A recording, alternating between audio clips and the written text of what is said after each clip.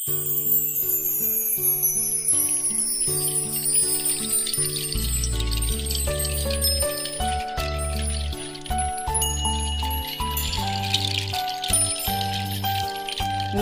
నీకు ఆరోగ్యమును కలుగచేసెదను, నీ గాయములను మాన్పెదను. ఇదే యెహోవా వాక్కు. ఇర్మియా గ్రంథము 30వ అధ్యాయము 17వ వచనం. గాయములు, వేదనలు, బాధలు, శోధనలు ఎప్పుడూ మానవుని వెన్నంటూ ఉంటాయి.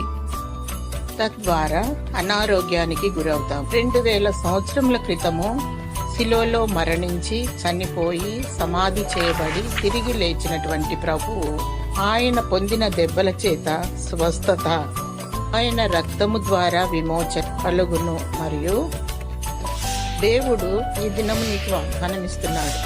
స్వస్థపరచు యెహోవాను నేనే అని అభయమిస్తున్నాడు.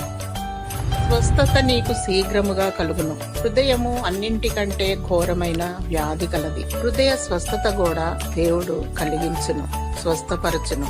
దేవుని ప్రార్థించు, శరీర స్వస్థత మరియు హృదయ స్వస్థత దయచేయును. మనము నోటితో అడిగినచో దేవుడు శీఘ్రమే తన స్వస్థత నీకు దయచేయును. యేసు నామములో తక్షణమే స్వస్థత నీకు లభించును. దేవుని స్తుతించు.